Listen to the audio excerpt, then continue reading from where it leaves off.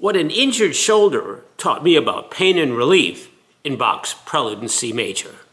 A few days ago, I hurt my shoulder and I went to the doctor. When I got there, the nurse showed me a drawing of 10 facial images showing no pain to a person in great anguish. And she said, from a scale of 1 to 10, how does your pain feel? And I said, like a 12 maybe. Well, it only felt like maybe a 5 or 6, but I wanted to make a point. We're going to take that concept and apply it to the Bach Prelude in C major that he wrote as part of the Well-Tempered Clavier. Let's begin.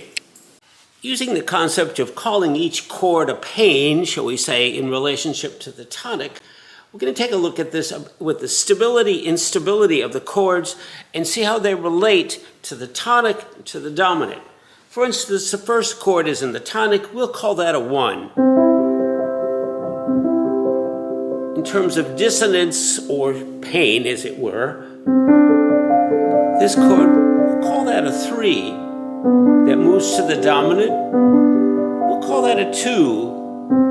1, back to the tonic. Now he begins to move away from tonic and add a little bit of intensity. We'll call this a 4. Begins to move back to tonic, so we'll call this 3. Here we are dominant, so 2. Now here comes the surprise. This is a tonic chord, so that should be 1. But the fact that these two pitches are sitting next to each other makes it an intense thing. So we have to call that at least a 6. So this 6, shall we say,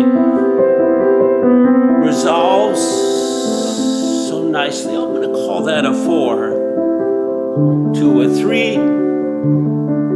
And here we are on the dominant, which is a 2. But along the way, it appears that Bach has modulated, taken us out of the key of C and moves to the key of G. But we can't really say that until we know what comes after that point. Does he confirm the key of G major, or is that just a temporary resting part?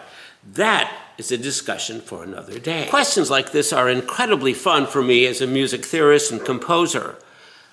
Join me again on www.learnsurza.com so you can learn more things about music as I investigate and get the opportunity to tell you about it. Join me again on www.learnsurza.com. There's so much more to discover.